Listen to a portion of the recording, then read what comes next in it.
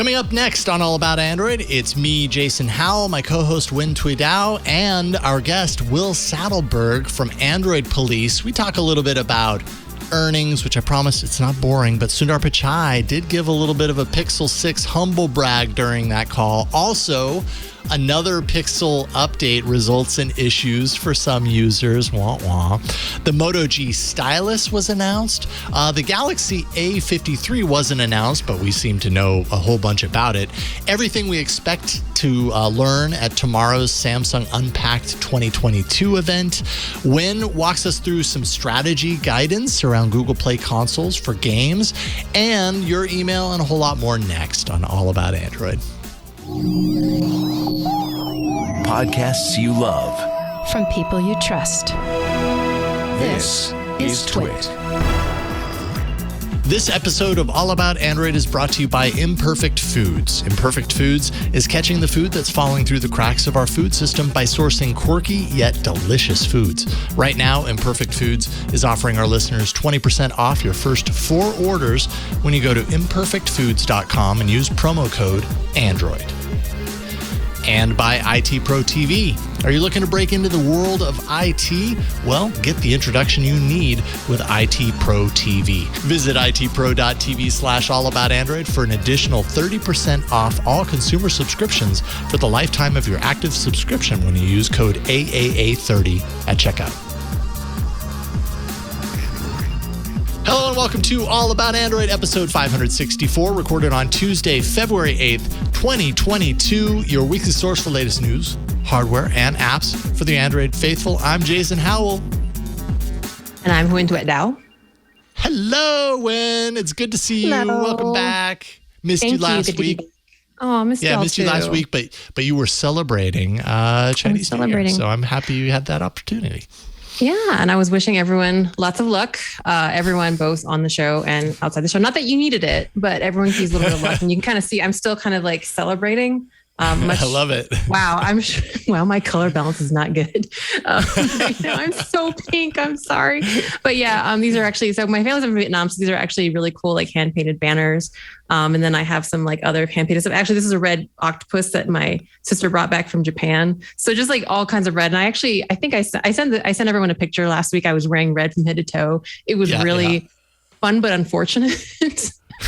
How red I was. So yeah, if I look, I don't know what color I am right now, but it looks great. My bad. I love it. My bad. I love it. I love the layout. It's very nice contrast and very colorful. So I love it. Thank you. Good to have you back, Win. And introducing to the show for the first time, Will Saddleberg, who is the news editor, one of the news editors at Android Police. It's great to get you on, Will. Welcome. Thanks, Jason. Yeah, no, I'm super excited to be here. I'm a fan of everything you guys do. I told you, I told your producer, I guess, that I've been listening to Twit since I was in high school. So it's right on. Oh, yeah. That's fantastic. Well, I love to hear that and discover that, especially. I had not been aware of that, but I also wasn't aware of something until I went to your Twitter profile today and I really parsed it out. This is where you get to blush. You were season 3 champion of America's Next Top Podcaster. So we had to get you on, man. Yeah. No, that was almost a year. I guess we were doing it a year ago. We were making the show a year ago. It was the longest 12 weeks of my life. I kept just kind of going. There was a point where I was like, I don't, you know what, maybe I'll lose at this point. It's fine. And then at a certain point I was like, I guess I should just win this. But yeah, that was such a cool experience. So it's cool that you noticed it. I'm very proud of it. Absolutely. No, Brian, if it's awesome. I mean, all the folks who, are behind America's Next Top Podcaster and everything. Yeah. Definitely cool people. So I'm happy that it was just one of those realizations that when I saw that, I was like, whoa, paths crossing, had no idea. I know. Oh, man. Right on. Cool. Well, congrats on that. And it's great to get you here. And also, I love when we have the opportunity to bring someone on who has such a high output of material. You write so much for Android Police. We were talking in the pre-show. You're right around 1,000 articles in a single year. Is that right? It's a lot of work. Yeah, I'm next month will be my first full year at Android Police, and it's been such a great time, and kind of, starting out as a freelancer and then becoming an editor and kind of taking on more responsibilities. It's just been like a lot of fun and a big challenge. So yeah. And they're good people, so that's awesome. I love everyone there. Shout out to I know Ryan has been on before. So shout out to Ryan. Shout out to everyone else. Yeah, number of folks. David, from our old editor in chief. Yeah, that's right. That's right. Cool. Well, it's great to get you in the fold, and I think this is as good a time as any to jump right in. So, Burke, hopefully the TriCaster doesn't die when you hit the button. It's time for the news. Well, fingers crossed. And I'd like to say I'm on a quarterly roll with not getting complaints from Ron. So that's 2 episodes in a row. Yeah. The only reason that's happening is because Ron is not here. Yeah. But take it when you can get it, Burke. Right on. All right. Thank you, Burke. All right. So we don't have to spend a whole lot of time on this because earnings are boring. But last week, Alphabet announced their quarterly earnings, and unlike Meta's record-breaking fail, if you're following, Meta did not have a good earnings report. Alphabet did all right. But the reason that I'm even bringing this up on All About Android is because Sundar Pichai mentioned, and he said, quote, and it was very quick, but he said, a quarterly sales record for our Pixel phones despite supply constraints. To which everyone, including myself, was like, whoa, wait a minute. Like, we knew this Pixel 6 was going to be a big deal. And now Sundar Pichai is calling it out. And apparently it is a big deal. Hard to know exactly how much of a big deal. Like if they only sold one Pixel 5 and they sold 2, that would still be considerable. I think it's a little bit more than that, but interesting nonetheless, right? Like we kind of knew that Google was going to be putting a lot of marketing muscle behind the Pixel 6 launch, and apparently that's working. I don't know. What do you think, Will? Yeah, I mean, I know. I think this is the first Pixel phone since the first or maybe the Pixel 2 that I know like a number of people who have bought this one. Yeah, right. And that's anecdotal. Seeing it out in the wilderness, right, and everything. Yeah. Yeah. So obviously, and we can talk about this, but the jump probably wasn't as big as Google kind of made it sound. But any growth, especially for this hardware division, is good growth, right? It's especially in the face of in the US, it's like Samsung is kind of just the giant left on the Android side, and then Motorola is kind of kicking around. I think OnePlus is still kind of doing its thing, but I don't know, the OnePlus 10 is kind of a mess right now. So it's Yeah, interesting. Well, you mentioned OnePlus, and I think this was actually interesting in reading up on this. So Counterpoint had some data that showed around a 7% increase year over year for the Pixel 6, or the Pixel division, rather. I think that's more like Pixel phones. 7% increase year over year. 14% increase in December alone compared to last year. So that is an increase. I wouldn't say that's like a monumental, revolutionary, increase compared to where they were, but still nonetheless notable. But there was another report that showed a 56% year over year growth in sales for the fourth quarter, putting Google in 6th place behind Alcatel and OnePlus, which I don't know. Like when it's put that way, I'm kind of like, but wait a minute, you're Google, right? Like, did anyone ever tell you like you're Google, you're Alphabet, like you have like insane amounts of money as evidenced by your really successful earnings report? Like, why so? Are they just selling themselves too short? What do you think, Wynn? Like, what? Like they could do so much more, right? Right? It's always kind of hard. And I think it's really interesting as a dev, because I feel like as a dev, we tend to look at the Pixel phones because they are a stock Android experience and kind of use it as like kind of like the the model or the thing that we try to look at and test on the most. And yeah, I don't know. It just seems like one of those things that just doesn't seem to kind of turn over very well for them. And, you know, like as much as I love Samsung sometimes or otherwise, and like I kind of believe that the strength of this ecosystem as a whole is in the variety of OEMs and the variety of devices and different ranges, it is kind of weird. And I don't know why. I mean, like, I know like for a lot of like my friends and family, just anecdotally speaking, a lot of it is just availability and access. And sometimes Samsung's everywhere, so it's easy to pick up. Totally. People recommend Samsungs. I like, and especially like, I don't even know if that's the case now, but you know, like with Verizon kind of being like the carrier that a lot of my family had, it was always like, what's a Verizon? Well, it's like Motos and Samsungs. Was it Samsung? Mm-hmm. But anyway, it's always like about access and like maybe especially with the Google, with the Pixels being kind of like if they kind of feel enthusiastic, you know, they have the kind of like the keynotes, like press releases every year. It feels a little more like an enthusiast thing, especially having to go to like the Google store to buy it. So I always kind of feel like for us in the tech space and as enthusiasts, it's kind of like an easy like thing to be aware of and thing to kind of hook into, but maybe just average folks are just like, whatever. What are the kind of like the big five, big three are doing, you know? So yeah, indeed. Often it seems to go back to just the fact that for many people, at least here in the United States and outside of the States as well, for many people, Samsung is synonymous with Android and vice versa, right? It's kind of like, I'm getting myself a Droid, you know, and a lot of those people are still, and my sister's family totally, you know, like I saw them in the summer and it was totally the case. Like, you know, still referring to them as Droids, and a Droid is like code for a Samsung phone, whatever the latest Samsung phone is. And I don't know, like when I think of what Google does with hardware, like I can't help from my perspective thinking about Google's Pixel family as like Google's iPhone, right? As like Apple has the iPhone, and iPhone is incredibly popular, at least especially here in the States, right? Like it's the brand to beat. And I always look at what Google's doing in hardware, and I can't help but think that like Google wants to be the Apple of Android devices, but maybe they don't actually want that. What do you think, Will? Maybe that's not their desire.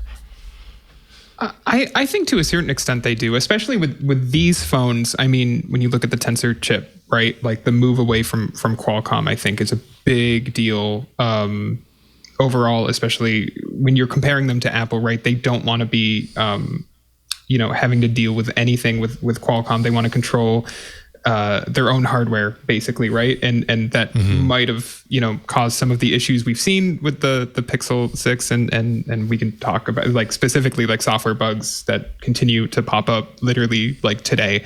But I think with these especially, and their focus on even moving, especially with this phone, moving away from stock Android and kind of creating like Google's vision for Android that is different from AOSP. Like I think all of that lines up to them being like, no, well, we want to offer like, this is, if you want like a top tier Android phone that is like, it feels like an iPhone, this is what that is. Mm-hmm. Yeah. Well said. Well, that's I think all there probably is to say about earnings, but updates are more exciting, right? I mean, they can be. It's kind of interesting because I think like at the same time that this news, we'll call it positive news, coming up that the 6 and 6 Pro sales, the news has been kind of mixed for the 6 lately. I know like a lot of us were really excited when they first came out, we first got them, but unsurprisingly, I guess kind of seeing how things have turned out for people, there's been kind of mixed news, especially kind of around bugs in the OS as well as security updates. And Will, you've in fact been kept very busy by Pixel 6 and in general Pixel updates. So let's see, Will wrote quite a few articles. Actually, I think one was right after the other about, for example, just a couple days ago, about the Pixel 6 and 6 Pro getting there first on time. And that's, again, kind of a bittersweet thing when the thing to laud is that it's on time. But yeah, they had a on-time update in February. And then the next day, Will had to write an article about how the update was causing some Wi-Fi problems. Will, that must have been an interesting 48 hours for you. Well, yeah, so yeah, the update is kind of two things, right? It's like, it's first, it's like, okay, so this phone launches in late October. So it's already in November. It's kind of like, okay, it's on a different track. It gets like an early October or early November update in October that's kind of separates it from the other phones, but that's fine, whatever, right? In December, it gets delayed and then completely pulled off. Basically, like it took a while for us to even find out about this. It was like a couple days before New Year's that like they finally were like, oh yeah, we pulled that, but like. I know I never got that December patch at all, and I checked. I don't think I didn't either. I don't know if it ever came to the US. Basically, like I have no way to prove that, but I'm pretty sure that like I don't really know anyone in the US that got that patch. So it was really affecting people in Europe and their cell network reception basically, and that's a key part of the phone. Is the ability to get data. So. That was fixed in January, but that was also delayed by, I think, 2 weeks versus when every other current Pixel phone got their patches. And so it was like, okay, well, like, what is going on here? Like, why are they struggling so much with this new phone when like updates should be Google's like bread and butter? Like, that's the reason you buy a Google phone, is because you're going to get those timely updates. And so, 3 months after launch, we finally get one, and then it might be breaking Wi-Fi. Yeah. So I think the challenge here also is that, these kinds of things don't affect every single user, right? Like the Wi-Fi update issue, or the update issue that's related to Wi-Fi and this February update. Not everybody is experiencing the same thing. And so that could be really frustrating, kind of confusing, on the user side. It's like, wait a minute, am I just in a wonderland all by myself where things don't work? Or does this actually, is this actually related to the update? And I don't think that we've actually heard confirmation from Google yet as far as this update truly affecting Wi-Fi. Correct me if I'm wrong, but not as far as I know. Yeah, it's still user reports right now, which it's tough because, Pixel owners, like we just said, are enthusiasts mostly, right? Yeah. So they're the ones who are going to be like, they're going to notice this, like, oh, my Wi-Fi is not working like it was yesterday. Like, what's up with that? Well, what changed? Oh, I updated my phone. It's got to be that. And maybe it is, and maybe it isn't. We'll have to kind of wait until we get more reports to like definitively decide like, oh, like Google, screwed up the Wi-Fi in this patch or whatever. But it's right. The latest issue in a long running line of issues. So like you already have this stigma built up of like, oh, the Pixel 6, yeah, that phone is like busted, right? And it's a problem. Yeah. Even though, I do a weekend poll every week at Android Police, and this week's was coincidentally, are you happy with your Pixel 6? And most people said either just outright yes or yes, aside from a few issues. Like that was the majority. Right. Like it was like 80% basically, right, of respondents. And it's like, is some of this overblown? Like maybe a little bit. Like a lot of us didn't get that buggy December patch, even though we were stuck with some of the bugs from November, and right. Maybe we're holding off on the February patch. I haven't updated my phone yet. I'm worried about the Wi-Fi on my phone. Yeah, but I did it. Yeah. I just went ahead and updated. I was like, if I have Wi-Fi issues, then it gives me something to talk about. Have you had any Wi-Fi issues? I haven't experienced anything so far. No, none of those issues. The only real issue that I've encountered that I've seen, in some of these articles and other people complain about actually hasn't been fixed yet. And that's when I'm typing every once in a while, when I'm typing on the Gboard keyboard, it will freeze, and all the things that I had typed in, it's like after a second, it'll go, and it'll all, or I had this happen the other day. I had typed out this whole thing and then it froze while I was in the middle of deleting something. So instead of stopping, it just deleted the entire thing like in slow motion. I'm like, no, and it's just going backwards and it was all gone. So that's annoying, but not throw my phone out the window annoying. It happens so infrequently that it doesn't bug me that much, but still. I did have almost one of those throw the phone out. I actually, I think this was one of the older ones where it was reported that I think with if, for example, that you let the phone the battery run out, that the fingerprint sensor would stop working. And when it was first reported, you'd have to do a factory reset. But instead, they had a patch. I think it was a November patch. And I think this was after the new year that I installed it. And that was like the one time I think, and I kind of was like you were saying, Jason, like, oh, I don't have any problems. Like things are working great. And I personally have had a good experience. All of a sudden, something kind of I call it slightly catastrophic, especially considering the fact that that was one of the things that I really liked about it was the fingerprint reader. Then it's like, oh, okay, not overblown, but it kind of resolved itself like within an hour. And it's kind of interesting because as you were saying, like this is maybe supposed to be the iPhone of, the Android space. I'm always kind of slightly disappointed because I kind of want that. I want to see these kind of phones succeed, and I want people to feel that like Pixels are premium experiences as much as say like the Samsung S line or any other kind of flagship phone. And then it seems like every Pixel has something like this. It seems like even if it's not a big deal, just seems to just easily detract people from, the Pixel line, for better or for worse. I mean, I'm kind of biased being an Android dev to really liking kind of like Android stock things, but I don't know. It's a little disappointing and you just want to keep cheering and saying, okay, well, maybe this time. Totally. Maybe this time it'll be fine. Agree.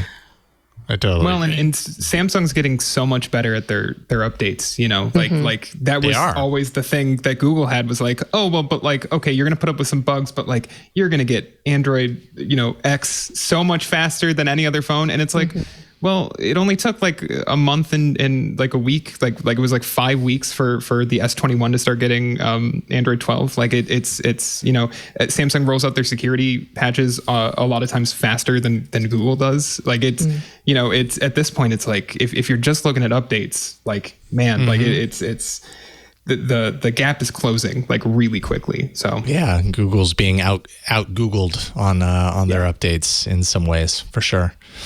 Yeah.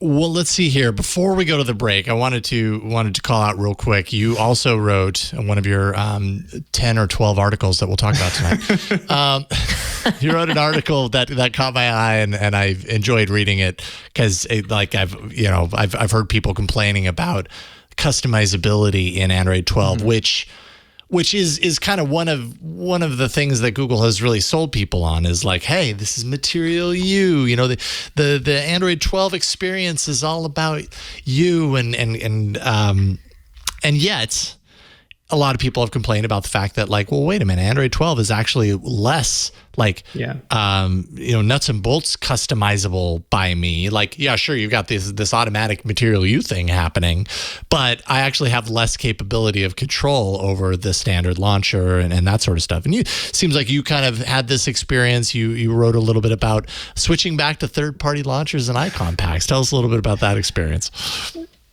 Yeah, I mean, I think I had a pretty standard Android enthusiast experience, which is, I got my first Android phone in 2011 and spent the first 4 or 5 years or so, like constantly, theming things or eventually like diving into like installing ROMs or whatever, right? Like I have a distinct memory of at 2 a.m. One summer, like in my freshman year of college, maybe, rooting and then installing a ROM on my LG G2, bricking it, and then getting it unbricked at like 5 a.m. Like that was my night. Right. So like stuff like that. Right. And it's like, as I got out of college and started like having a job and responsibilities, and I, didn't have the time to stay up until 5 a.m. rooting my phone. It's like, okay, well, like, I'm just going to make whatever is like there on the phone work for me. And so even eventually, like, it's like, okay, I'm done with like third-party launchers. Like Google's launcher is fine. Or when I had my last non-Pixel phone was an S7. Even that was like, okay, Samsung's launcher is good enough at this point. It's fine. Just kind of moving past it. And with Material You, it's like frustrating because it's like, okay, like you did a lot of cool stuff with like customizability here and like making it like really almost feel unique. And if you watch their ads, it's like all about like, oh, it's gonna just look exactly how you want it to look. And it's like but then you use it and you install or you put one non-Google app on your home screen, and it completely breaks. It completely breaks the theme, and it's like, well, no, this looks terrible now. And if you dive into the settings, some of the customizability stuff, like the font settings in Android 11 are not there anymore in Android 12. Like they got rid of them in exchange for dynamic theming, and that's a sacrifice that they probably didn't have to make, but they did make it.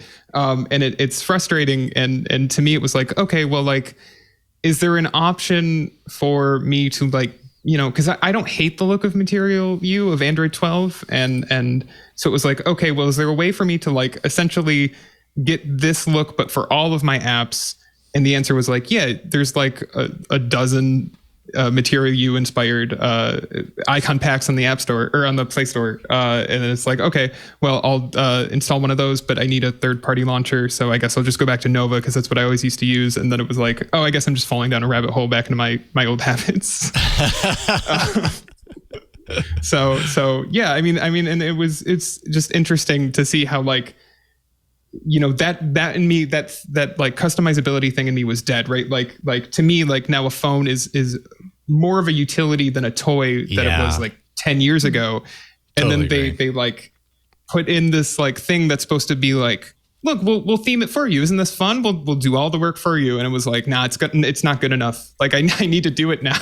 You guys you're going to give me a little bit. Halfway. I need to take it the whole way. Yeah, exactly. Yeah, totally. So it's really funny how Google trying to essentially make it happen for people push me back. So.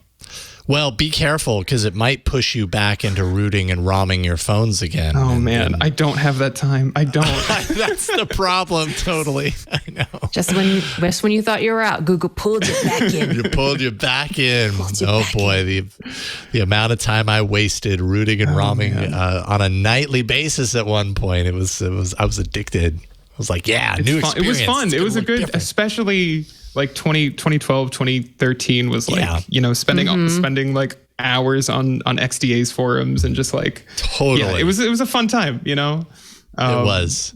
Yeah. I can't remember where I saw it, but I can't remember if it was on your Twitter feed somewhere or if it was in one of your articles. You mentioned the HTC Thunderbolt. Was that one of your devices? That's my first phone. Yeah, that was my first smartphone, I should say.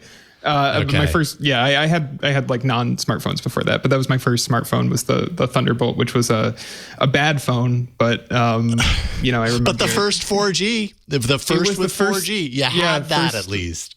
Yeah, but I grew up in rural New York. I don't even think I had 4G. I don't think I ever got a 4G signal on that phone. I think it was I replaced it with a Galaxy Nexus before LTE was in my area. So, all right, fair enough. Yeah.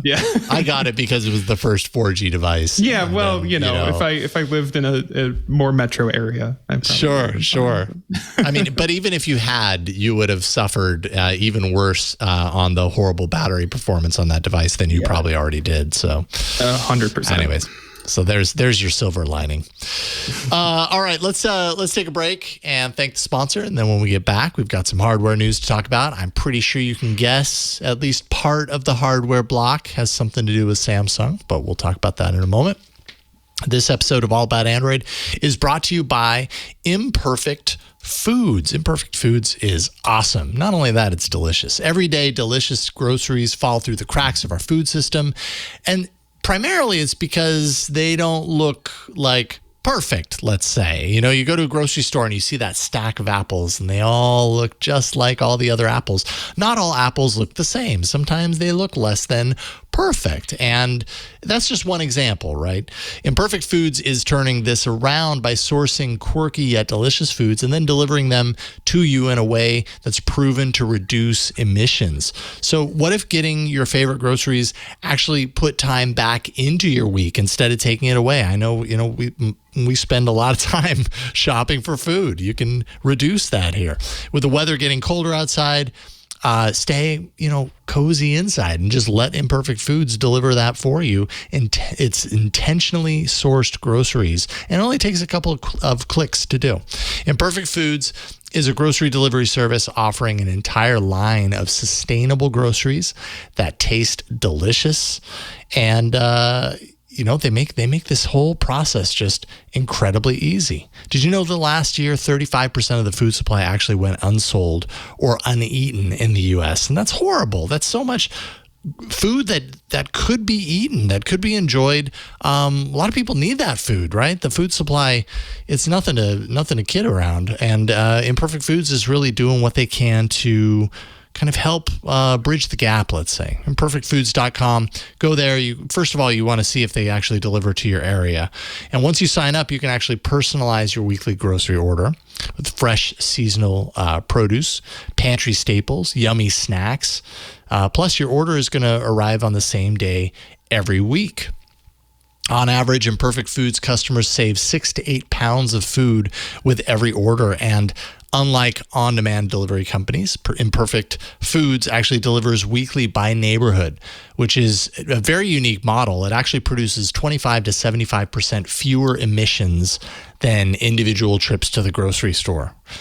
Plus, you can say goodbye to packaging guilt. Imperfect Foods is the only national grocery delivery company that makes it easy to return your packaging after every order.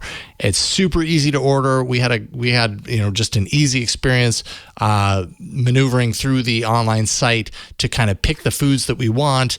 Sometimes, some foods will be put into your box and you have the ability later to say, okay, well, you know what? I'm not going to really be eating the cabbage and swap it out for something else. Really great experience, and you end up getting exactly what you're looking for. And sometimes you end up getting something that maybe you wouldn't have ordered, but you have a new opportunity to try it out.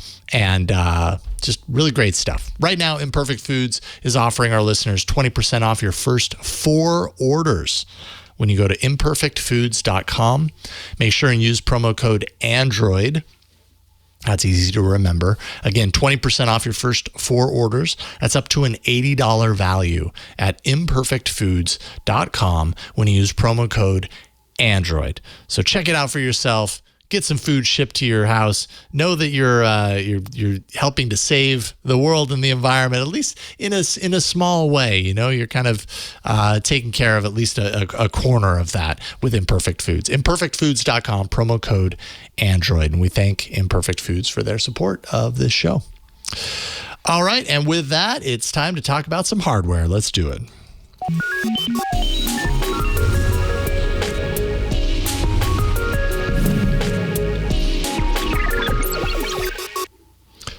All right. If we're talking about a stylus, we're definitely talking about Samsung, right, Wynn? That's exactly what we're talking about. No, surprise, surprise, we are not. Actually, I feel like we've been talking about Motorola a bit lately, kind of more in a nostalgic way, because I know my first phone was actually the Motorola Droid. I know like a lot of us here have a lot of affection for it, but Motorola is still making good phones now. And in fact, the 2022 Moto G Stylus is out. It's very similar to the Moto G Power, but with slightly better specs. So the Moto G Stylus is a Motorola phone, about a mid-range phone that comes with a stylus built in. And I don't know, it's pretty sweet. It's got a 50 megapixel camera, 5,000 milliamp battery. Let's see, for 50 megapixel primary camera, 8 megapixel back camera, front camera, the other way, front, back, selfie camera, the selfie camera, the one that you take the funny selfies with. Yeah. And let's see. And actually a slightly larger screen, 6.8 inches, 1080p at 90 hertz. So it's a pretty cool phone. And again, it's a mid-range phone at $300, call it $299.99. And yeah, so it seems like it's pretty interesting how Motorola has kind of continued to kind of have success, especially since I know a lot of us are sad about LG kind of exiting the smartphone market. Just goes to show you that there's plenty of options out there for you. If you're not a flagship flagship Samsung or flagship Google type person, a lot of cool options. Do either of y'all like styluses? I don't know. Stylus users. I have the. Let's see here. Where is it? I think this is last year. Yeah. Well, I definitely know this is last year's Note, and it has the stylus. But even when I'm testing like a Galaxy Note, let's say, which is exactly what this is, the the Galaxy Note, would it be the 21 at this point? I lose track. Yeah. I have a hard time getting into the habit, the routine of pulling out the S Pen and doing things with it. I know people love to have the stylus for certain things. It's just not part. I suppose if I lived for a year and just used that phone, I'd probably get really used to it. But I never do that. I'm more of a Pixel guy, I suppose. What about you, Will? Yeah, I find stylus is really good with tablets because at that point you're dealing with like a notepad-sized screen, right? So if you're taking notes in a meeting or something like that, like it's great. On a phone, even one with like close to a 7-inch screen, like this Moto G Stylus, like the Note 20, it's I don't know, it's not big enough. Like maybe if it was going to be a phone with, the Z Fold 3 obviously supports the S Pen, and that might be the right crossover there, where it's like, oh, but it's like big enough that it feels like you're writing on a notepad as opposed to just a little notebook in your pocket. But it if I'm going to take notes during a meeting, I want like the big slate. You know what I mean? Yeah.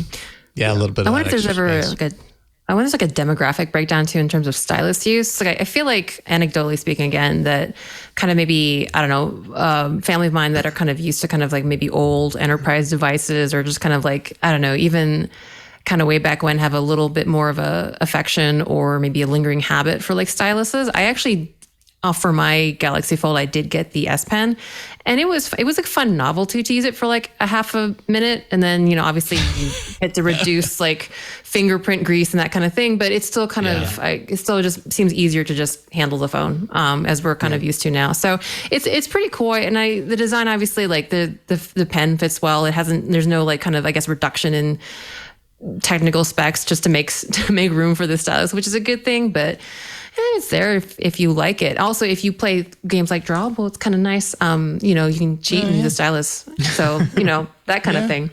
That's true. There are probably certain games the stylus would come in really handy for.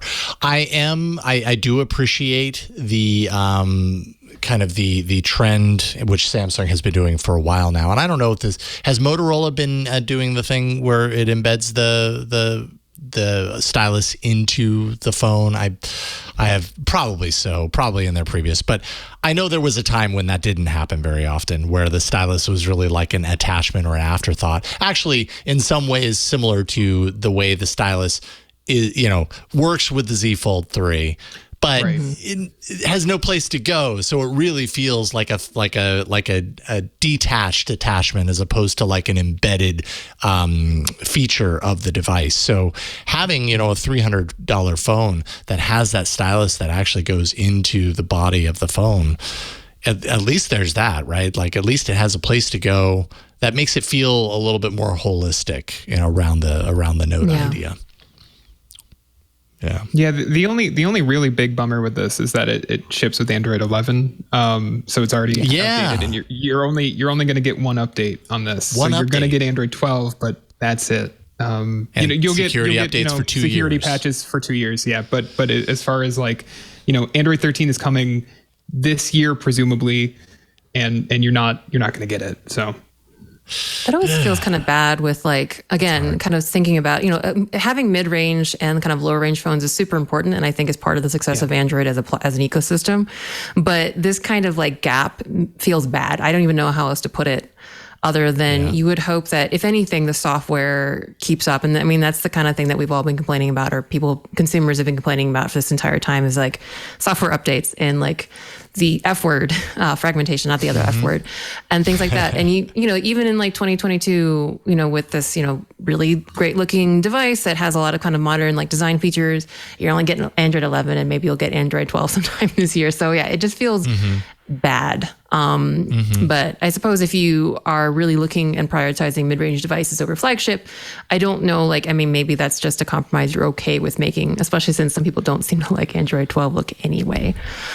That's true. But I mean, and that makes a lot of sense that, you would see more in the low to mid-range, a narrower or a more shallow kind of commitment to updates, right? Because on the company's side, not saying that it should happen, I would love for all devices to get updates, like get solid, firm, long-term update promises. But these lower to mid-range devices, they like this one costs $300. Like, at the end of the day, and how many are they going to sell? Motorola's got to make those decisions apparently internally on how deeply they go when it comes to support for these phones that don't cost very much to begin with. And unfortunately, I think a lot of manufacturers end up in that similar space where they're like, well, it just doesn't make sense to provide more than one update, for this device, because by that point, we've got, 5 or 10 other low to mid-range devices in our catalog, and supporting them all long-term like that is a big tax on their capabilities, I suppose. But I would love to see it, a bigger commitment to it. The Samsung's A series has gotten pretty good at this. I know the A13, you're not going to get a stylus, but the Galaxy A13 is $250, and it's got 4 years of security updates. So you're at the very least, you might only get like 2 major updates, but you're covered on the security side for 4 years. If you buy it, it just came out. If you buy it now, you're good till 2026. So, but they're kind of the exception to the rule in the budget space. Like I think everyone else, Motorola included, like they're kind of just like one and done, a couple of years of security updates and that's it. Yeah. Well, it's actually funny you bring that up, Will, because another one of your articles that you wrote very recently was about the Samsung Galaxy A53. So, I mean, so what are you most looking forward to with the A53, and especially in comparison to with the A52? Yeah, the A52 was a great phone, to be honest. I actually just, one of my friends was like, he was still rocking a Galaxy S7, and he finally was like, I'm ready to upgrade. I have a $500 budget. Still on an S7. Nice. Still on it. Not even like an S7 Edge. He was plain S7. He was like, every year or so, I'd be like, you looking to upgrade? He'd be like, no, I'm happy. I'm like, how's your battery life? He's like, terrible. I'm like, okay. Yeah, that's a 6-year-old phone at this point. Yeah, it's old. Incredible. But he was like, he's like, no, I'm good. I like what I have. And he finally was like, I should probably upgrade. He said he had a $500 budget. I was like, I think the A52 will meet what you're looking for, because I knew he liked his S7. I knew he liked Samsung software. It's got a really good display, which the A53, which is very similar to the A52 in almost every way, is it's only 1080p, but it's 120 hertz, which is like killer in this range. That's crazy. No kidding. It's hard to beat. Like if you're, so the cameras aren't nearly as good as what you'll find on like the S21 FE or the upcoming S22 whenever it launches tomorrow. Unpacked is tomorrow. But it's if you're just looking for like a really good display and like a pretty like solid build quality with good updates, like it's hard to beat. So the A53 is kind of like it's more of a refinement. The A52 was like a redesign over the A51, but it should kind of, as long as the price is $500 or below, it should be another like really good like mid-range, not quite S21 FE space, not quite Pixel 6 space, but really good mid-range phone, especially on sale. Yeah. Would you if someone is kind of waiting, with bated breath for like kind of the Pixel A series, how would you, would it unfair to ask you kind of like, how would you maybe, what would be your thought process for kind of maybe deciding between the Samsung Galaxy A series versus the Pixel A series? Are they comparable? Is it something that maybe, someone kind of in that range and looking for that kind of device should maybe kind of wait and see? Yeah, I would say, and I don't remember if the 6A is rumored to have a high refresh rate screen. If it is, that complicates things. If it's not, I would say, okay, well, are you more concerned about the display? Do you play like games on your phone, or do you even just like scroll through web pages a lot, because like it's just nicer if your refresh rate is higher, right? And or are you more of like a photographer? And I know in my friend's case, he's not a photographer, so it's like, okay, well, the Pixel series isn't going to do much for you because you don't care about Google software experience, and you don't care about the cameras, and that's the two things that Google offers on the Pixel, even the A series. But overall, if you're looking for like a well-rounded thing, the 6A especially since it's rumored to have the same tensor chip that's in the Pixel 6, but at a even lower price than the $600 Pixel 6. Like it's going to be killer probably. We've seen the S21 FE is $700. It's a tough choice over the $600 Pixel 6, and I think the A53 will be similar when the 6A launches later this year, where it's like probably more expensive than the 6A, and it's like, ooh, that's like, it's a toss up, Yeah, yeah, indeed. I'd be curious to see how, like, and not that we would have access to this, but sales figures between the A series and, well, Samsung's A series and Google's A series to see which ones actually sell more. Because I mean, the A series, it has been a pretty big success for Google. Yeah. I'm also curious how that actually factors into the story we were talking about earlier, as far as Pixel success, their sales and everything. Yeah. Well, we've danced around it a little bit. And probably because the event hasn't actually happened yet, right? I'm getting up early tomorrow morning to do live coverage of Samsung's Unpacked event tomorrow at 7 a.m. Pacific. That's February 9th in the morning.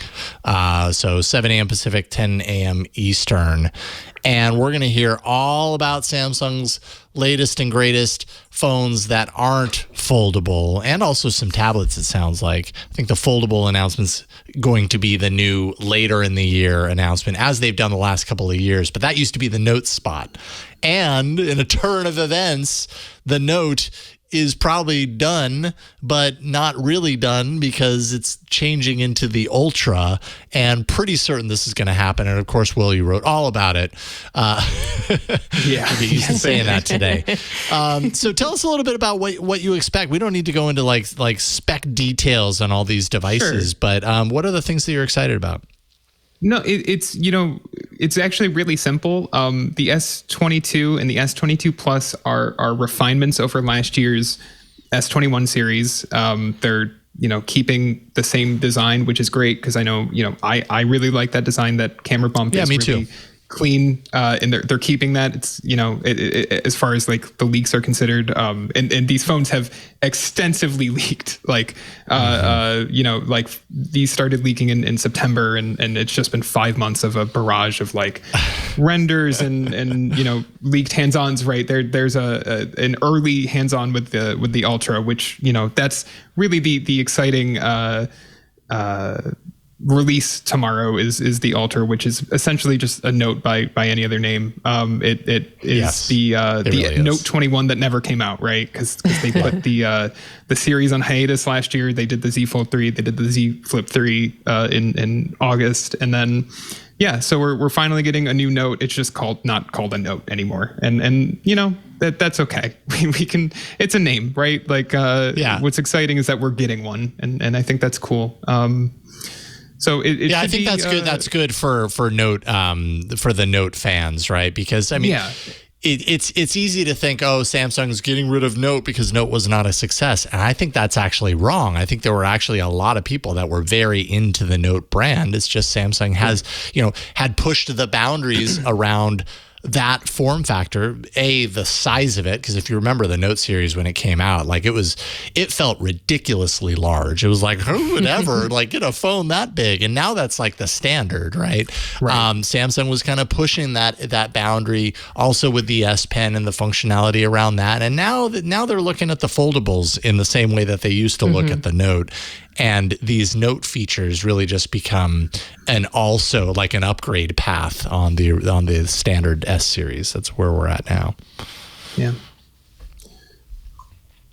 And then what else are we going to see? We're going to see actually some tablet action as well, right? Well, yeah, the Tab.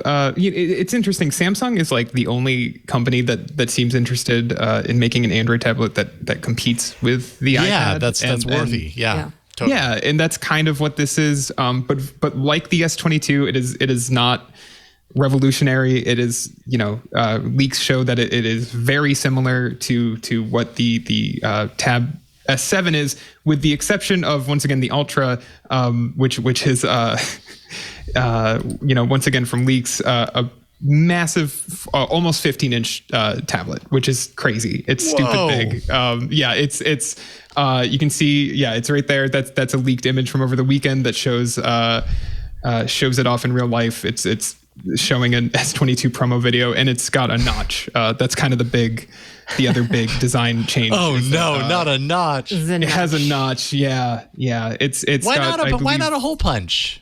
Isn't that what Samsung's been doing lately? It's so interesting to see a reversion to the notch. If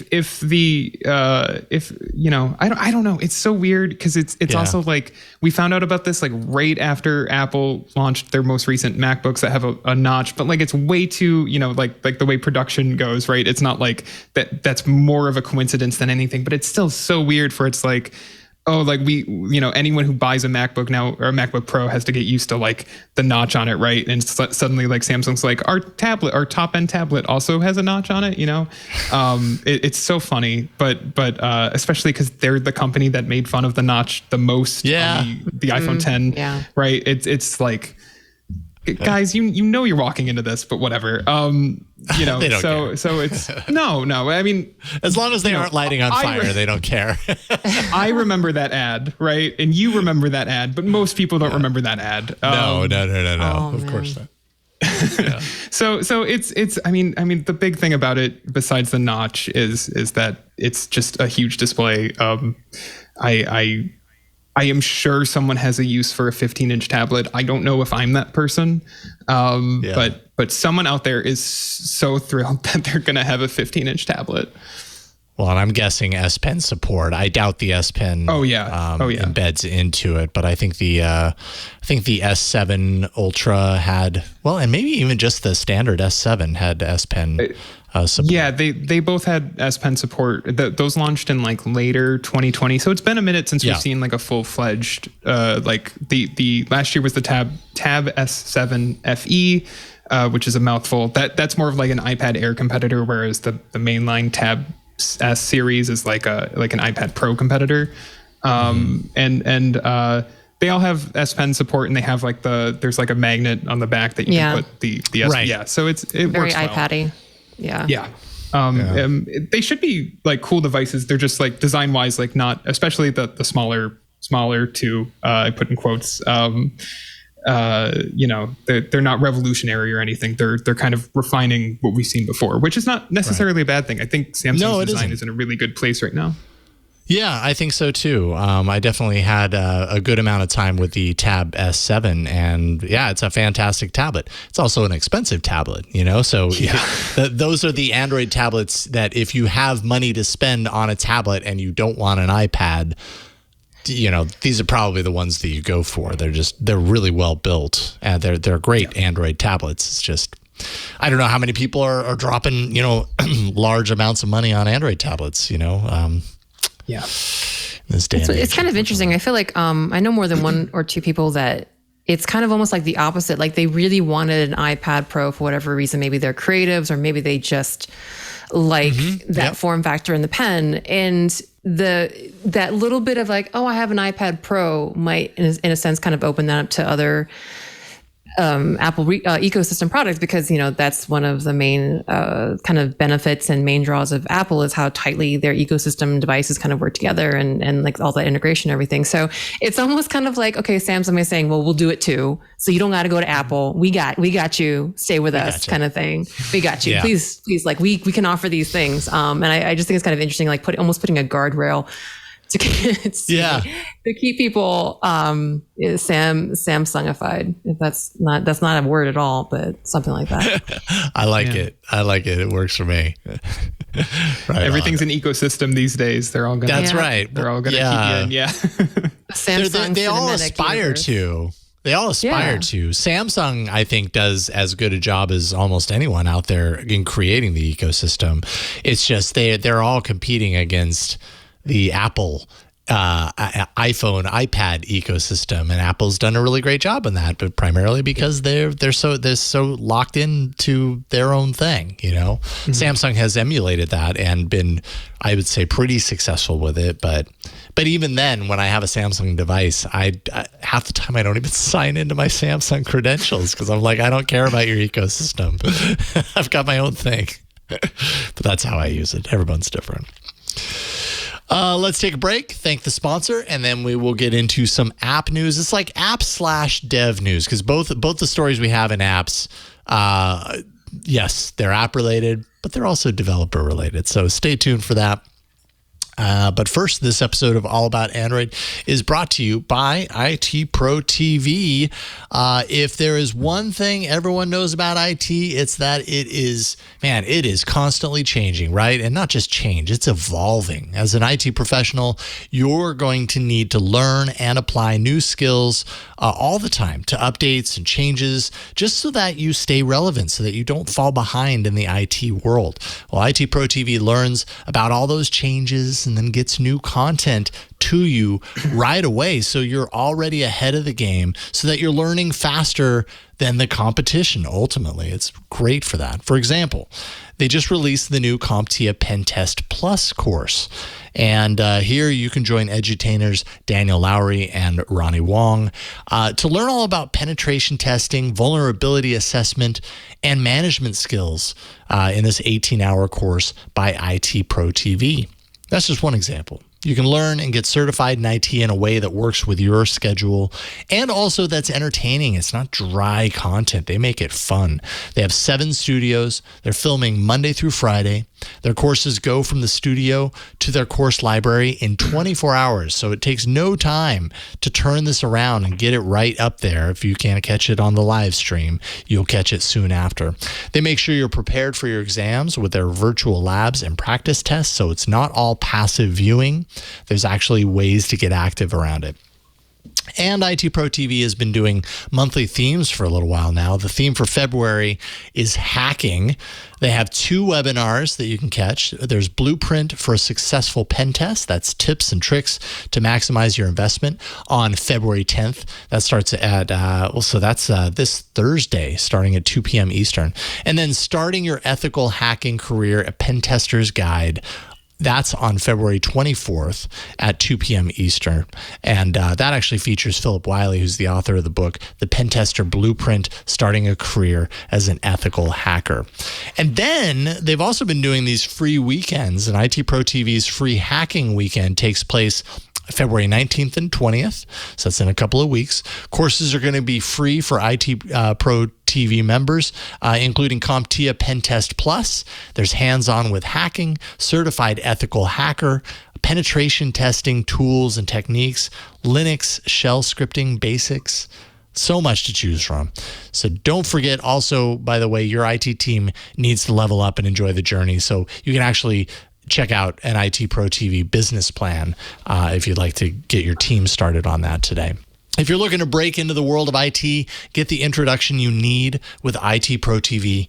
Visit itpro.tv/allaboutandroid. You'll get an additional 30% off all consumer subscriptions for the lifetime of your active subscription when you use the code AAA30.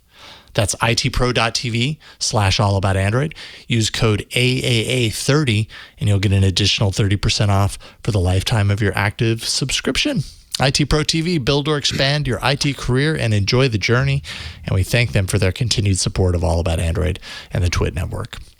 All right, it's time to jump into apps/devs.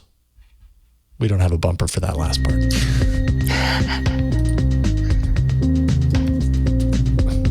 But maybe we should. Maybe what we need is a dev bumper, a developer bumper, because we're getting more of these stories on the show, and I love it. Thanks in no small part to you, Wen, and your involvement with the show. I love that we can talk about this stuff and have it not just be us talking about it and making guesses. So this is a story that I thought would be an interesting topic to discuss, to throw around, because this isn't the first time that I've heard or seen about this. I feel like this kind of has been cropping up for the last few years, at least, that I've been seeing articles written about this. Basically, stories of developers on the Play Store, and suddenly Google comes along and automatically boots that app from the Play Store based on some reason, right? And that reason could be different. There, for example, it could be like an automated process, which was the case with F-Droid and Katima. I don't know if it's Katima or Katima.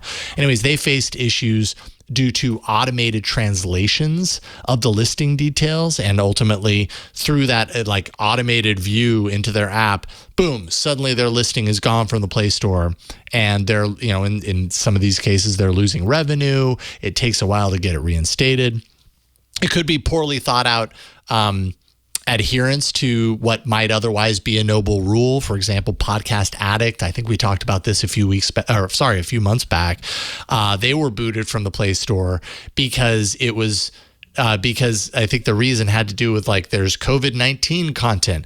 Well, it's a podcast aggregator, right? Like they aggregate podcasts from everywhere. It's just an aggregator. Yet they were being held responsible for the fact that maybe there was a podcast that ended up being listed that had some sort of COVID-19 content that Google didn't like.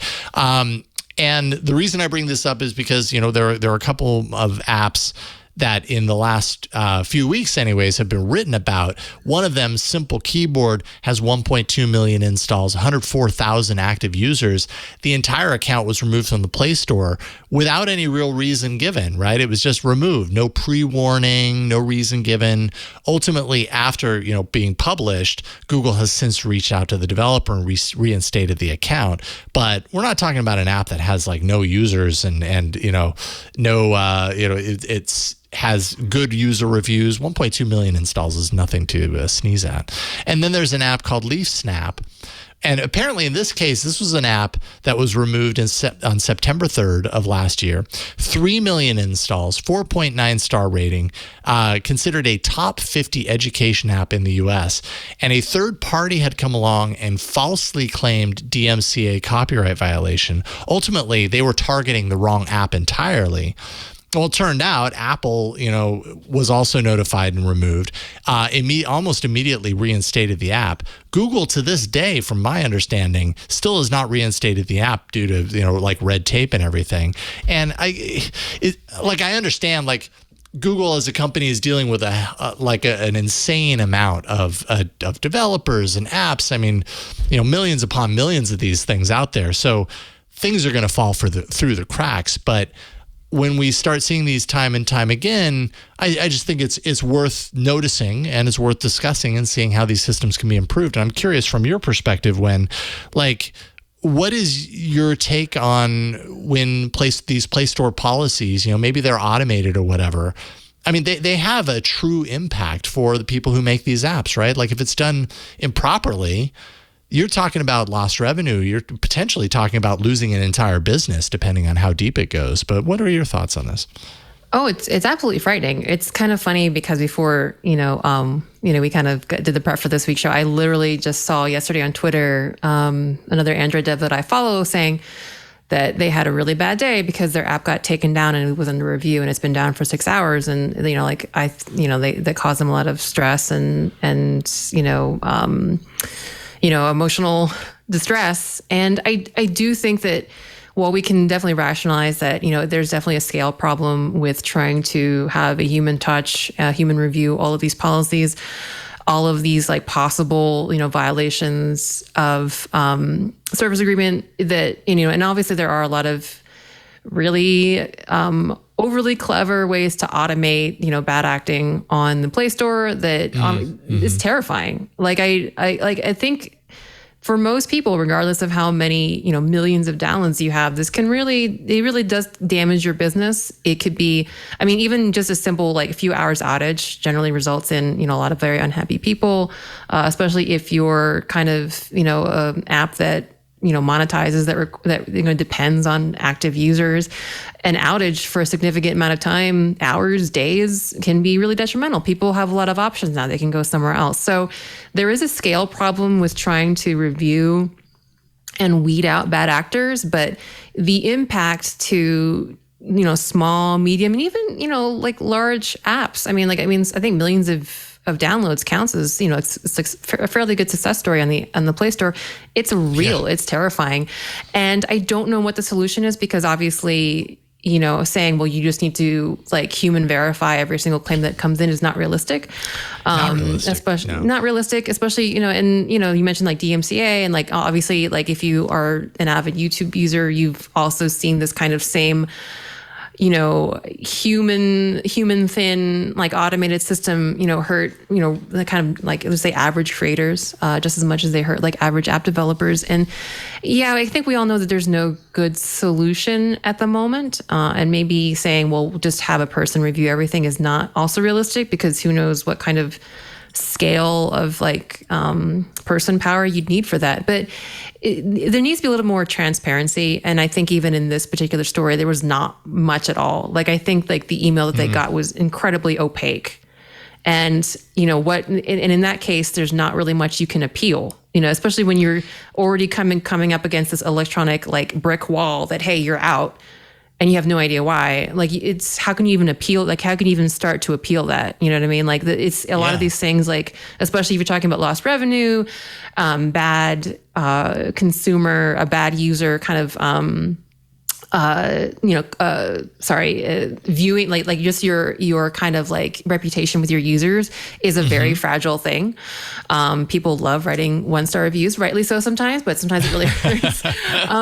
And it's just easy. Like, again, people are deluged by choice. And so every single like hour and day is super important. So yeah, I just don't know what the solution is. Like, I feel like they need to do something a little bit better. If it's automated, fine, but having a much more clear appeal process, like being able to just to get rid of these kind of opaque emails, at least to have like a way forward. I mean, I think some apps are lucky. Like, if you're like a Google partner, you kind of, like you're kind of, I wouldn't say insulated from these things, but you have a little bit more of a megaphone to shout over the brick wall. But this is like really unacceptable. And it's kind of one of the things that I think is consistently infuriating for all of us in the community, is this kind of like terrifying, feels like you have no like recourse kind of situation. Yeah, there's no way and it's out. Unacceptable. And we love to talk about how great a lot of things are, and about how great communication with Google, between Google and devs is. This is one area where it is absolutely lacking 120,000%. Like, this is just unacceptable to kind of indiscriminately and without a lot of like Sturm und Drang being able to get your app back on the store. Like, it's just unacceptable. And I don't know what the disconnect is between, the actual kind of like dev community, the dev advocacy, and the support. I mean, like, it just feels like there's such a disconnect between the people that make tools and that make these APIs and that make these versions of Android, and the people that run the Play Store, and this side of it. It just really feels disconnected. And I don't know what the solution is, other than to continue to complain about it. I almost said a bad word there, but well, no, and yeah. I think that's exactly it, right? Like, and when I saw this story, that's part of the reason that I end up putting it in, because there is no easy solution. We talked about it and we figured it out and moving on. But if there is calling attention to it, then maybe that puts a little bit of the pressure, a little bit of the heat on to, I don't know, tweak the system or make changes, for the app, suddenly I lost my notes, but for the Leaf Snap, if this is still kind of in process, like 5 months later, like I think that's long enough. Like, it's too long at this point. Maybe this is a reason to kick that into gear. One thing that I'm interested in is, as you were talking, what came to mind for me was, and Google and getting support from Google can be really difficult. That's my consumer experience. But you made mention that there are certain ways that Google and developers actually communicate really well. And I'm just interested, because I was about to say, yeah, and Google, it's not very good at communicating when, in these support situations. But that kind of seems to go a little counter to that. But maybe that's a certain avenue of communication. Maybe it's not support, maybe it's something else. I don't know, but I'm curious about that. It's so in terms of like the Android dev community, which, I mean, a lot of people kind of rave about it, about being very open and very much a two-way dialogue with Google. That's very much kind of like tools and the platform itself. It's almost in many ways, it's like it's a lot of it is like kind of like the advocacy and educational side of it from the developer side. When you're talking about support, that is like a totally different sector. I mean, a lot of times when we talk about like great communication, we often talk about talking to the engineers that are literally building this API, that are literally building, for example, the camera API, or literally building, Jetpack Compose and other UI toolkit pieces. And unfortunately, those engineers are very far removed from this side of it. I guess the more bureaucracy, administrative side of it. And I mean, I've been in rooms where people bring this up. Like, even if you go to a dev conference, I suppose from their perspective, it's almost like, sorry, you need to call a different department for that. And I don't mean to say that in an insulting way. I think a lot of times people will try to bring this because this is a real frustration that really doesn't affect people. And I've heard it come up during like fireside chats with the actual Android dev team, or, in other places where we give feedback. And I'd say like a good portion of time, someone brings this up.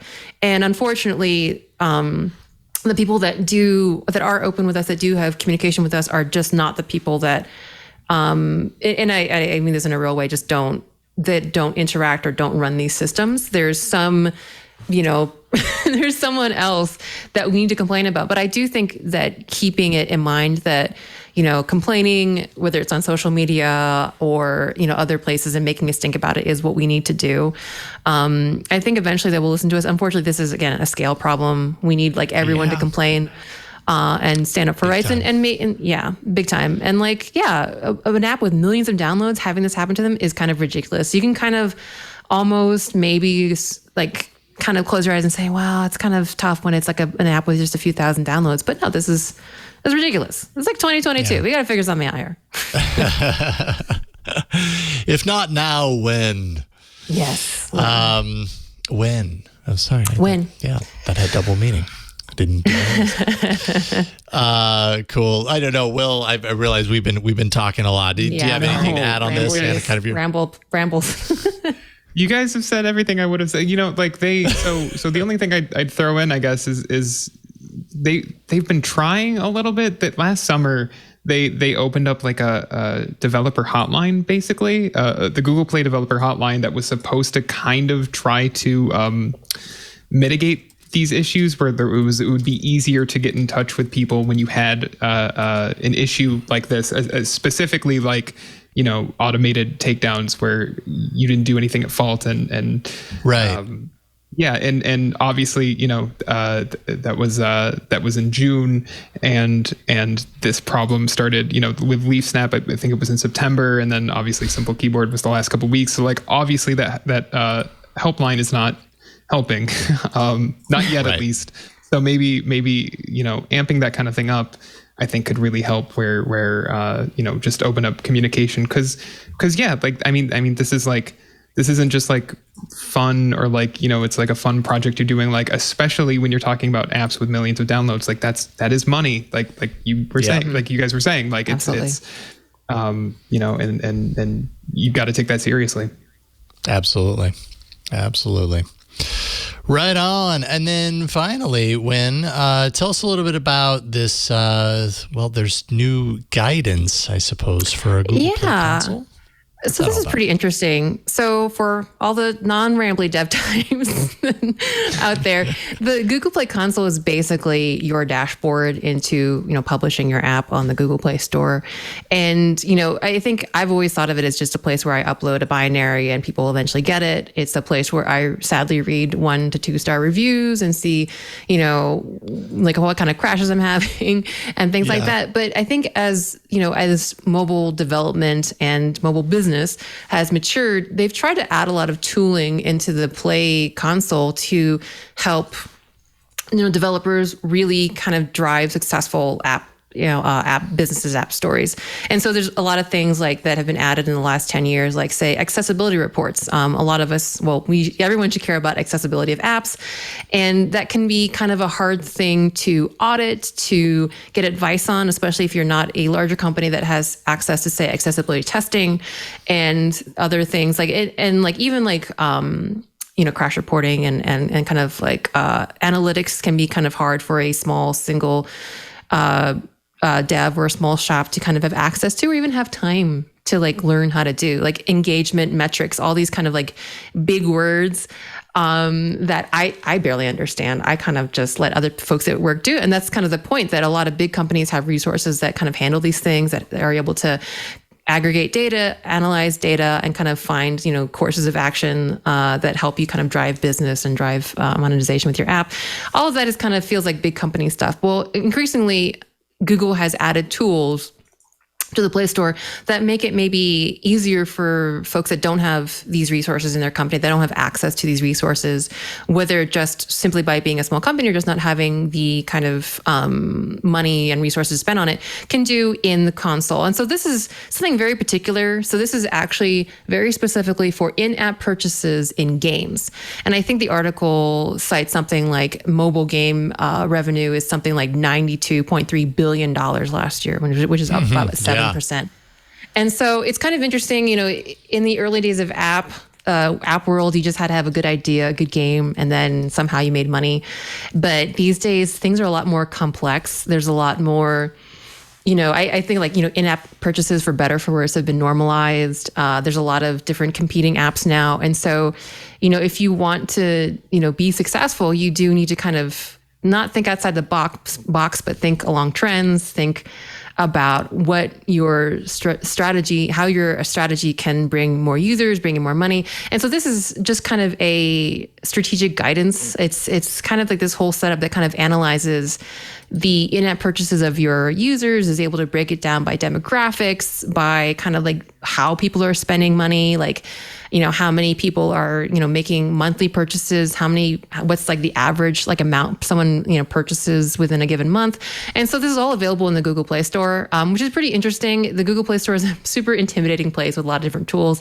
It's really confusing, but I do think it's a cool idea that Google leveraging all this decade of experience and also their own, data and analysis is trying to provide these tools to developers, and being able to help people with the business side of it. I know I talk all the time about kind of like developer tooling, technology side of it, but the business side is kind of hard. Maybe this could be really interesting. I'm really kind of curious to see how this turns out. And I'm kind of like, so on in-app purchases. Like I definitely have made more than my share of in-app game purchases. I also think it's kind of a hazardous and dangerous, like it is, yes, situation. So I kind of feel two ways with this. I'm all about empowering like devs and giving them tools to succeed. But it kind of does make sense that this is in-app purchases. Like, for example, if you're a subscription-based app or otherwise, this isn't really for you.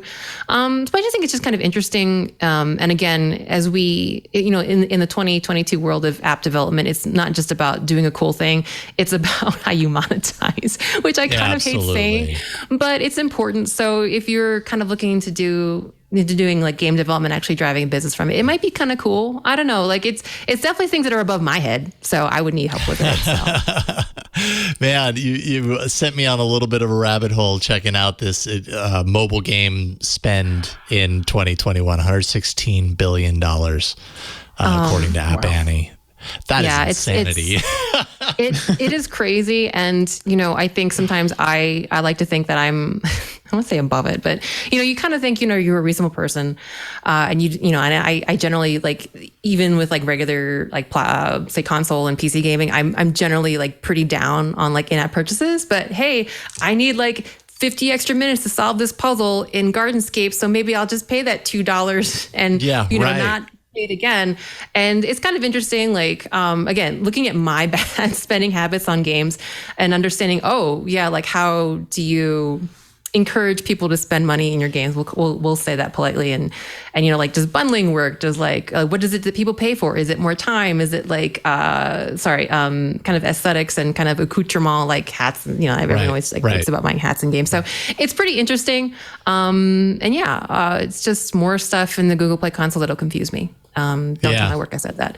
But yeah. That's fascinating. I'm curious, Will. I'm not a big in-app purchase, particularly with games. It's like when I'm playing a game and I have the opportunity for an in-app purchase, I'm like, no, I'm the purist. I will end up just playing the game and not doing the in-app purchase and then giving up because the game got too hard, because you almost are required to do an in-app purchase just to keep up with it. Where do you stand on this, Will? Yeah, I mean, it's tough because like the like handful of mobile games I've gotten into over the last year, like some of them have moved even to like, or a lot of them have moved into like, oh, like you don't want to pay, like that's fine, like we'll see you in 10 hours because that's when you can come back and play again. It's like, all right, well, like, and to me, to someone who's like, I don't have a ton of time to game anyway, and I have a Switch and I have a PC, and it's like, okay, well, like I can go play, like, I don't want to say a real game, but a game that I already paid for, that at least a lot of it, if not all of it, is open to me based on, you know, me putting money down at a GameStop or digitally. And you know, so when the game is like, we'll see you in 10 hours, it's like, well, like I just started playing this like 30 minutes ago. Like I'm not hooked into this. Like, all right, you'll never see me again. Right. So, you know, but I know plenty of people who have gotten into, like the Final Fantasy mobile game, Brave Exvius or whatever it's called, and similar titles, or like, you know, I mean, we were all into Pokemon Go at one point, right? I know. Yes. I definitely bought Pokeballs 5 years ago or whatever when Pokemon Go came out. Like that happened for sure. So like I can't say I'm you know better than it. Like it has absolutely gotten me before, but lately it has not, because a lot of them are like, oh well, we're just gonna make you wait instead of like letting me at least play the game still. So yeah. For me, it's not that it gets me; it's that it gets my kids, because they play Roblox. Sure. And you know, that's a hard thing to resist. Although I resist really well, but every once in a while I'm like, okay, fine, here's some Robux. Anyways, obviously there's a lot of money to be made in this, so having a console to kind of guide around that is really great for developers who want to make a lot of money. There you go. All right. Up next, we have some email and even a voicemail that's coming up next. AAA at twit.tv 347 show AAA. We have this email here from Raul. We'll start things off. Raul says, longtime listener, I'm an epidemiologist, something that is unfortunately popular without further explanation. We do some costing studies for products like medications, interventions, etc. So this sort of perspective at its most basic can be used for anything, including our mobile devices. The premise is, if a device costs $1,000 US and is supported for 2 years with security updates, and the resale market would take it for $200 US, then we end up paying $400 per year. So in essence, it's initial cost minus residual value divided by number of years. Okay, I'll take your word for it. As a longtime Android user, I bought an original Nexus, Galaxy S, First Note, among others. And someone who cares about the environment, I feel the actual cost of ownership is a compelling way to push the idea of not being forced to throw our devices away after 4 years due to security concerns. Could you please report on the cost of ownership for the phones that are coming out? For example, the cost of the S22 Ultra, $1,400. Expected residual value, this is a guess based on past devices, has an upper end of around 25% value. Again, I'll take your word for it. At the end of 4 years, $350. So the actual cost is $1,400 minus $350 times 4, around $260 US per year. So another brand that supports for 3 years and is $1,000 US with a residual value of $250 would actually have an actual cost of $250 per year. Apple is going to make Android look pretty bad in this situation, but it also explains the residual value of iOS devices versus Android. Perhaps Pixel 6 might come out looking quite good. It's easy to make these calculations more complicated, but this is something you can implement in a spreadsheet and automate. I will do my best to implement this in a spreadsheet. I think underlying this, that's a really great point, right? When I think of iPhones and iOS devices, I do think of longevity. For whatever reason, the people that I've known that have iPhones, that have those iOS devices, they have the ability, and also Apple, by the way, supports their devices for years and years with updates. I think of their devices as longer standing than I think of Android devices. Android devices seem to have a shorter shelf life, although I don't know that they necessarily do, but they seem to. And I know that in my own experience, when I've had an Android device longer term, there is a degradation that happens after a couple of years, be it battery, be it speed, whatever it is.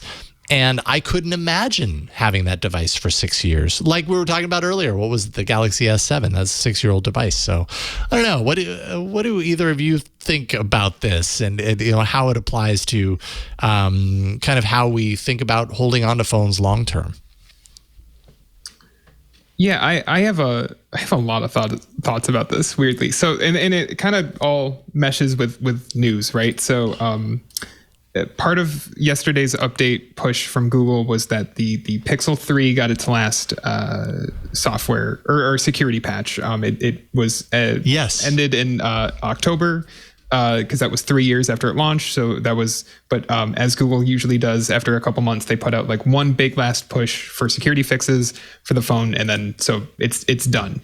That 3 years is like not enough, I would say. Like the Pixel 3 is like a pretty good, like you can definitely still use a Pixel 3 today. There's no reason, like beyond Google just not wanting to update it, that can't, and there could be, behind the scenes stuff there with like the hardware it's running on, but like in terms of like, could you go get like an Android 12 like up to date ROM and like put it on there and it would run fine? Like absolutely, that hardware Probably is so. still good.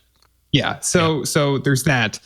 On the flip side, yesterday we saw a leaked document for the S22 that showed Samsung is now going to start offering, and they'll presumably announce this tomorrow, but going to start offering 4 Android OS upgrades. That's right. So it would take it to Android 16, and then 5 years of security updates for the S22 series, the S21 series, and the most recent foldables. So when you buy your S22, like that's good for 5 years basically, and that is like, if not up to Apple standards, it's like pretty close.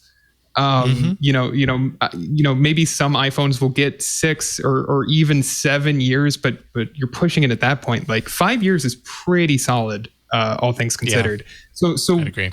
There is, Samsung is getting there. Google is doing better. The Pixel 6, I think, is guaranteed for 3 software upgrades and 4 years of security patches. Yeah, I don't know if it's 4 or 5, but it might be it's up to 5. Yeah, it's longer than the 3. That's for sure. Yeah, right.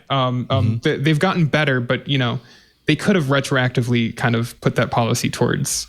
Even if they left the 3 on Android 12, they could have kept it, the security patches coming for it just to keep those users active. And I mean, like, we're also, this is kind of US centric, but like Verizon just announced that they're moving. If you buy a phone through Verizon, it's now a 36-month plan. It's not 24 or 30. It's right. Mm-hmm. So like you're looking at like, and I think AT&T had already done this. I think they did it last year. So like you're already looking at a world where the average buyer, right?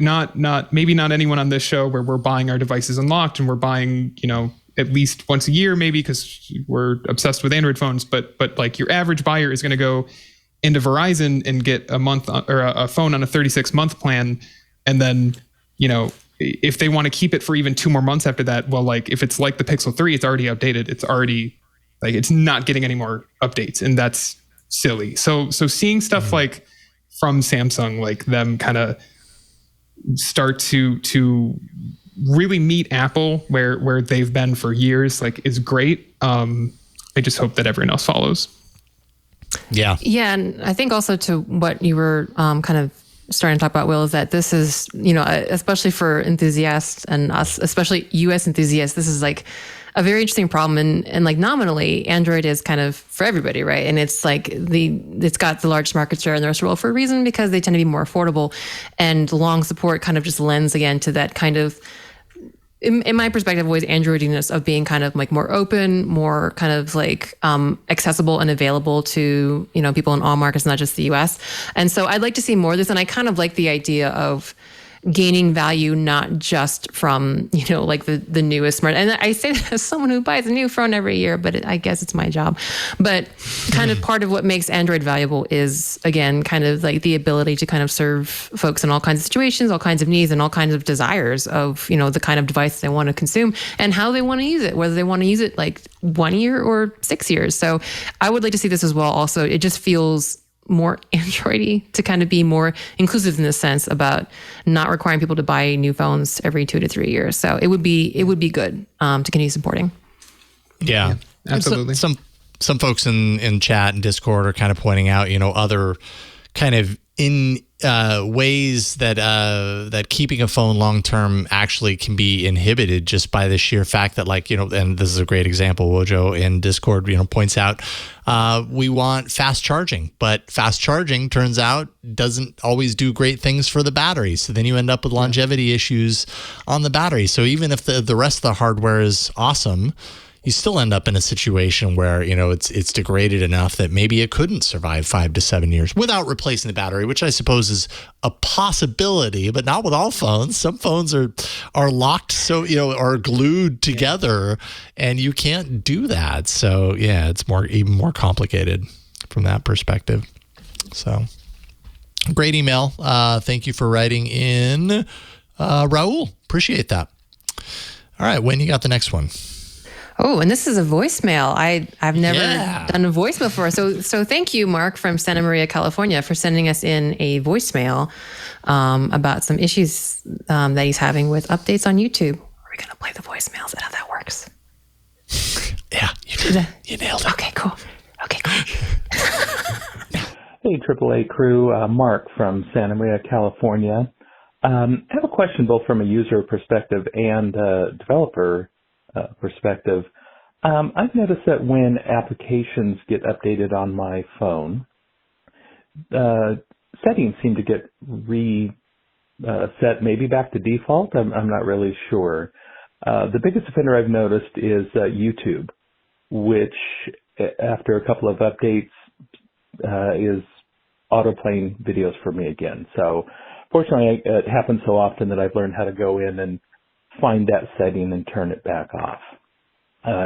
Just today, I got a notification from the Reddit app, which I've never got a notification, and realized that they've gone through a couple of updates in the past week, and it seems like either it went back to some default setting or something else that I don't really understand. So I'm just curious, why do you guys think that these settings change when applications get updated? Thanks. Take care. It's a great question that I don't know that I have the answer for specifically. I mean, I do know that in in recent months or in the last year, there are features in Android that end up kind of turning off certain permissions. This is totally a guess. I don't even think that I've figured it out here. I'm just kind of like thinking on the fly here. So that's one example of an app operating a certain way for a certain period of time, and then suddenly you use that app and it's operating differently because there is like a permissions auto revoke thing that is now a part of Android. I don't know that that's necessarily what's at play here. Why Reddit wasn't sending you notifications and now suddenly is after an update. I don't know. I'm curious if either of you have any ideas on this, but it is a curiosity. So I was actually listening to this voicemail earlier, kind of prepping for the show. My husband was in the room.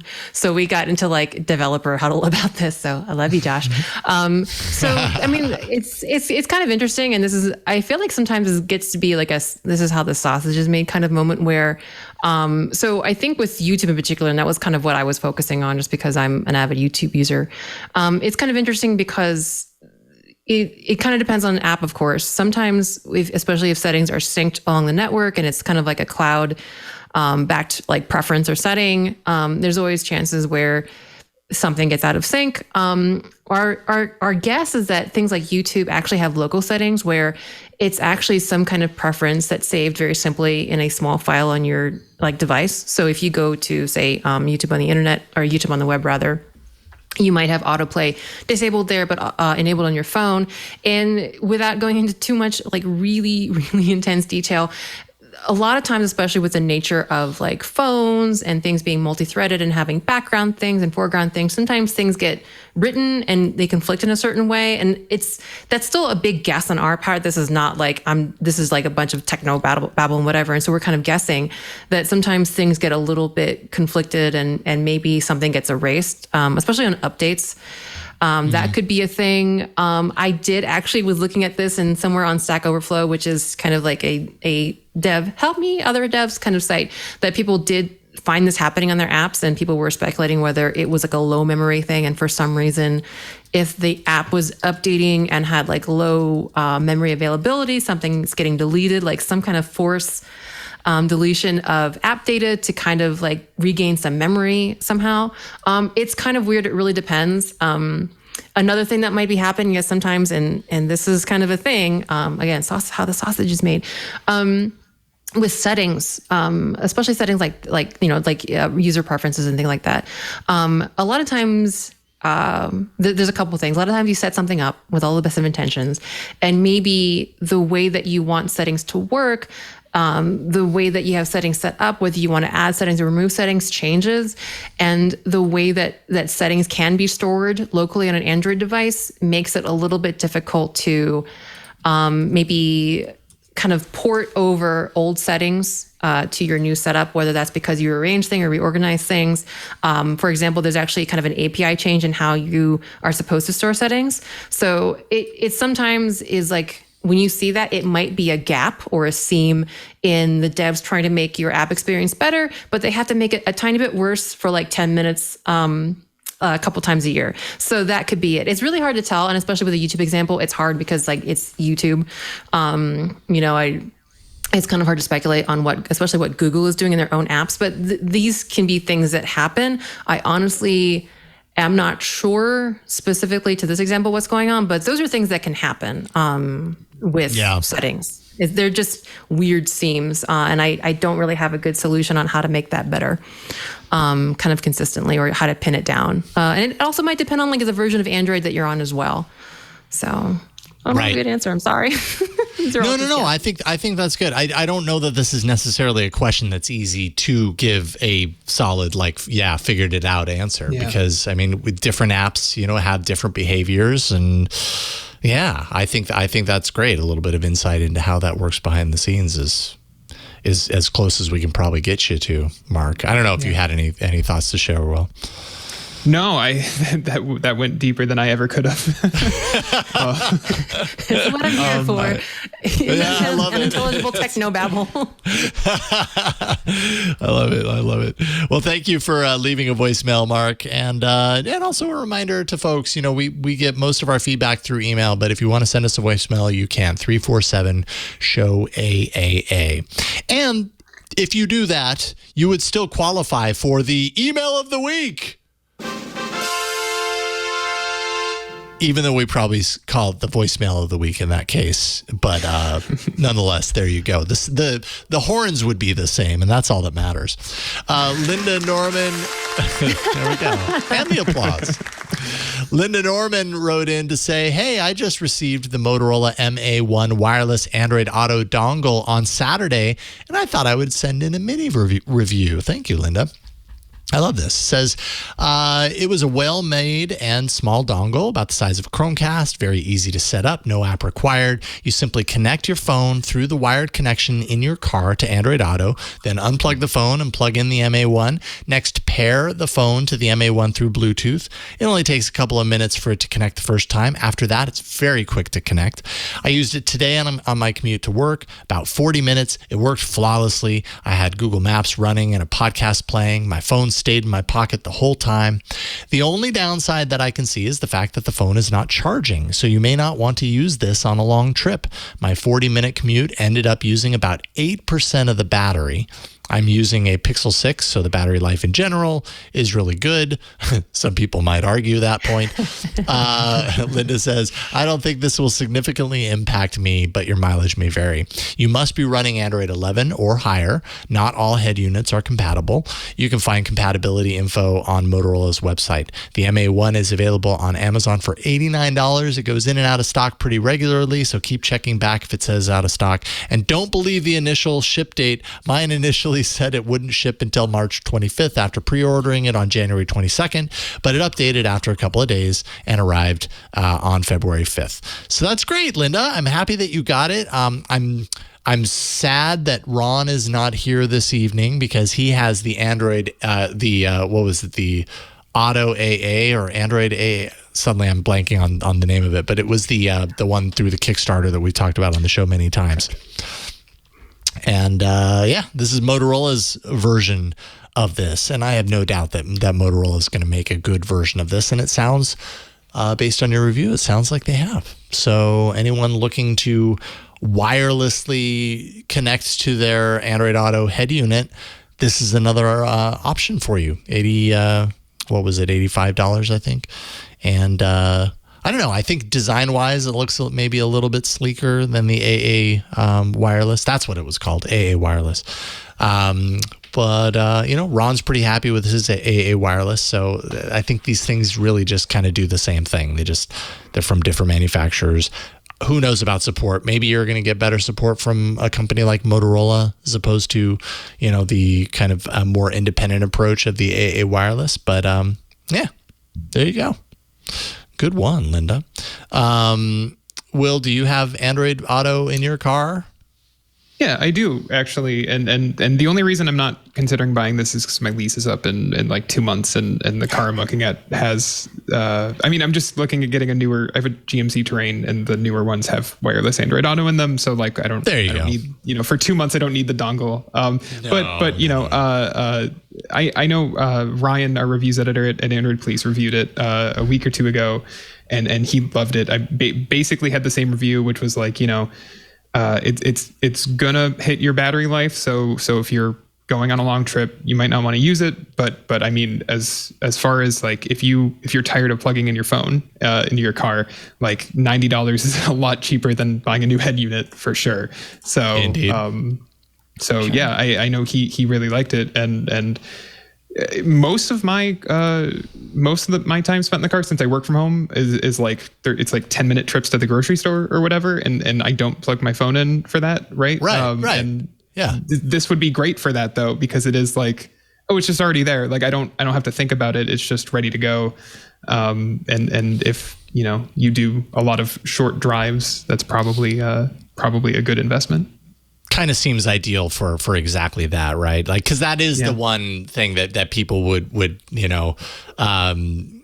at this thing and be like, well, you're going to have to plug your phone in anyways because, you're going to lose power. And I think on a long trip, obviously you would plug your phone in. But if you're just hopping in the car and, going to the grocery store, it's 5-10 minutes away, I would do that all the time and not plug it in.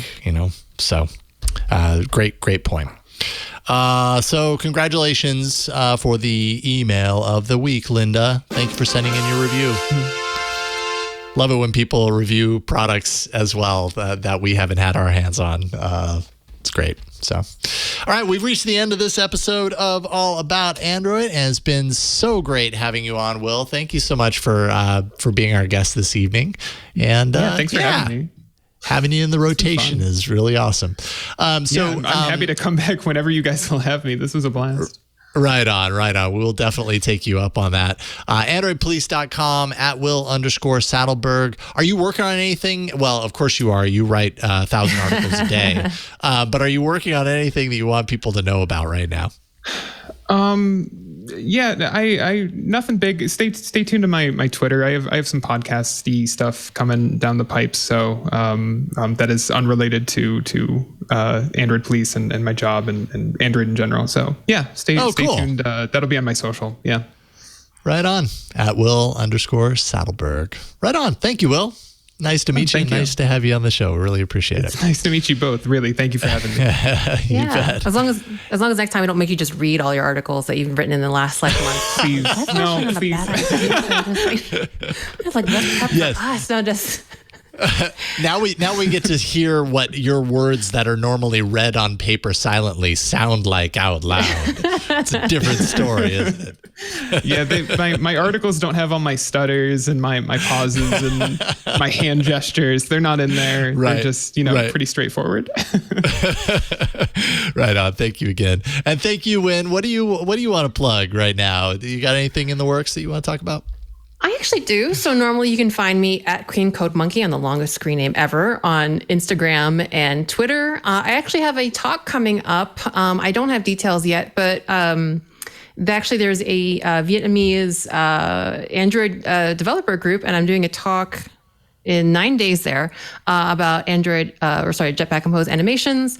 I also have some other stuff coming up that I can't talk about yet, but yeah, definitely keep an eye on my Twitter. And I swear there's going to be dev content on there one day, very soon. But yeah, I have a talk coming up, and maybe we could link it when it comes out. But yeah, Queen Code, that's my handle, Queen Code Monkey on Instagram and Twitter, and randomlytyping.com is my website. Right on. Thank you, Win. Always a pleasure having you on. Appreciate it. Big thanks to Burke at the studio for slacking on the side and then also pushing buttons and making the show happen in real time. That applause was by Burke for Burke. So there you go. Now you know how Burke works. Also, big thanks to Victor behind the scenes for editing this show, making all the changes and publishing it so that it appears for you in podcast form. He makes the magic happen behind the scenes, and we thank him for it. You can find me at Jason Howell on Twitter, doing shows on the Twit Network, of course, this Thursday, Tech News Weekly, along with Micah Sargent. I don't know who we're interviewing yet, but I'm going to start working on that after I finish tonight's show of All About Android. Don't forget, if you want your Twit content without any ads, well, we have something for you. It's called Club Twit. It's our ad-free subscription tier. All of our shows without any ads, like I said, also an exclusive Twit Plus podcast feed. If you're subscribed to that, you might end up hearing our pre-show banter about snow and weather and shoveling, all of it that has to do with snow today coming. And then finally, a members-only Discord channel or Discord access, $7 per month, twit.tv/clubtwit. I also want to mention we have the Twit audience survey happening right now, and we really appreciate if you can go to twit.tv/survey22. It only takes a couple of minutes. It's a survey that we do every year right about this time. It just really gives us information about our audience and what you want and who you are and your background and everything. So we know, maybe there's an aspect of technology that we're not doing a good job covering or talking about. And suddenly we find out that everybody, 90% of our audience is on a certain platform, and we need to be talking about that more. This is a way to do it. So as much or as little information as you want to share, it only takes a couple of minutes, twit.tv/survey22 to take it. And we really appreciate it if you do that. As for this show, twit.tv/AAA is the show page on the web. That's where you can go to find all the information to subscribe in audio and video formats. And really, that's about it. Thank you so much for watching. We will see you next week on another episode of All About Android. Bye, everybody. See you next time. Did you spend a lot of money on your brand new smartphone, and then you look at the pictures on Facebook and Instagram and you're like, what in the world happened to that photo? Yes, you have. I know. It happens to all of us. Well, you need to check out my show, Hands On Photography, where I'm going to walk you through simple tips and tricks that are going to help make you get the most out of your smartphone camera or your DSLR or mirrorless, whatever you have. And those shots are going to look so much better. I promise you. So make sure you're tuning in to twit.tv/hop for Hands On Photography to find out more.